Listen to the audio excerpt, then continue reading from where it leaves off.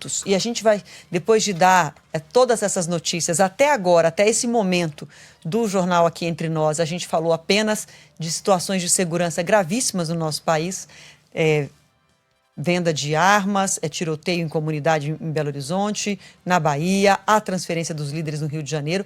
A gente vai falar de uma lei que pode endurecer as penas contra pessoas que fazem parte dessas facções, mas que teve que vencer um grande ponto de discórdia entre governo e oposição.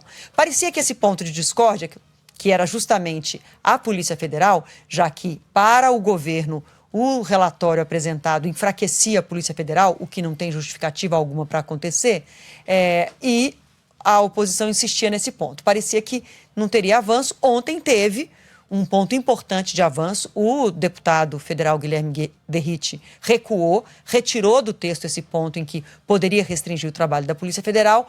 Tem caminho para diálogo agora, é o que o governo tem dito, mas ainda tem alguns pontos para serem modificados, na opinião do governo. Vamos ver o que conta para a gente o Caian Messina, que está acompanhando com lupa esses detalhes aí, Caian. Tiramos o bode da sala, a expressão que você usou ontem aqui para falar desse projeto.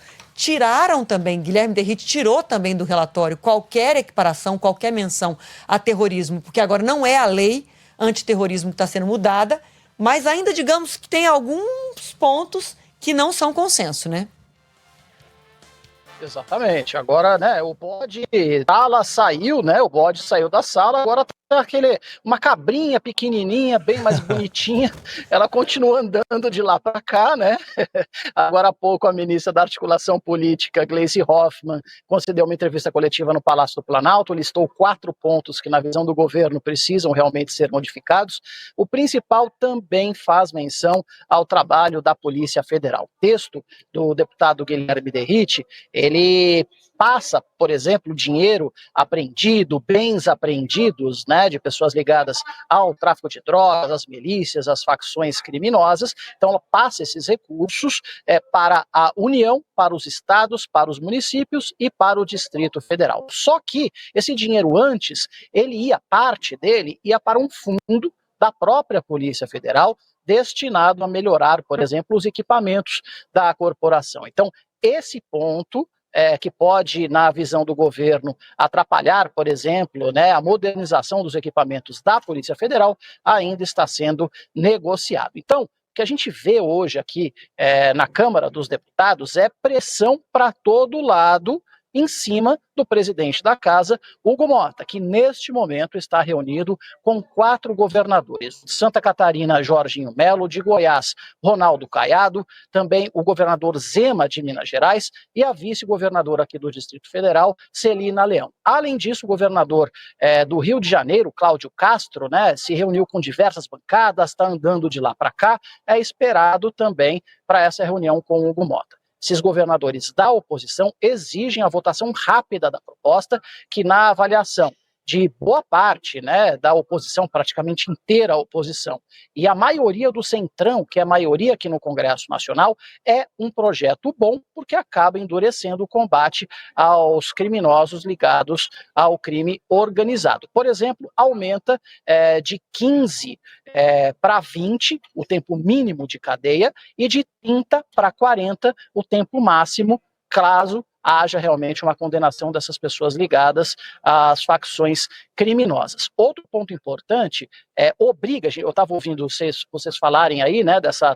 mega transferência de líderes de facções criminosas. Hoje, por exemplo, nada impede que um líder de uma facção criminosa, por exemplo, condenado no Rio de Janeiro, fique no sistema prisional do Rio de Janeiro, né? Normalmente os estados acabam pedindo a transferência para o sistema federal, mas o projeto obriga que líderes imediatamente, assim que condenados, sigam então para o sistema federal e aí não fiquem mais perto, né, das facções que eles comandam. Então, hoje a expectativa aqui é de mais um dia de negociações e provavelmente de votações, porque o próprio governo admite que do jeito que está, a proposta melhorou muito, mas, óbvio, vai ter uma pressãozinha, porque ninguém é de ferro.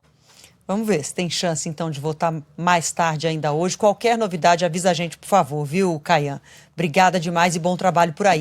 Um outro ponto bastante importante desse desse projeto, dessas mudanças que estão sendo negociadas lá em Brasília, é que criminosos que pertencem a facções reincidentes vão ter que cumprir muito mais tempo de cadeia. Hoje, esses criminosos ficam 40% da pena efetivamente atrás das grades. E eles podem ficar 70% até 85% do tempo, né, da pena, presos em casos de reincidência e também em casos de cometimento de crimes muito graves, como homicídios. Então, acho que esse é um clamor popular, né? A população está cansada de ouvir, acompanhar, e nós aqui também cansados de darmos notícias em que, quando você noticia um crime, aquela pessoa já esteve presa, foi solta porque cumpriu a regra, porque teve um bom comportamento na cadeia, mas a gente está falando de pessoas que cometeram crimes muito graves e que podem ser beneficiadas por bom comportamento, ficando 40% da pena atrás das grades. Então, esse é um ponto de correção muito importante, que o criminoso pertencente a uma facção, traficante de drogas, envolvido em outros crimes gravíssimos, como homicídios, não vai ficar 40% da pena atrás das grades e depois sair para cometer outro crime. Ele vai ter que ficar 80% até 85%. É um clamor popular. Todos nós estamos cansados de ouvir essas notícias, de dar essas notícias e de estar com insegurança todo esse temor que a gente vive no nosso dia a dia. Então, esse é um ponto também muito importante desse projeto e dessas mudanças.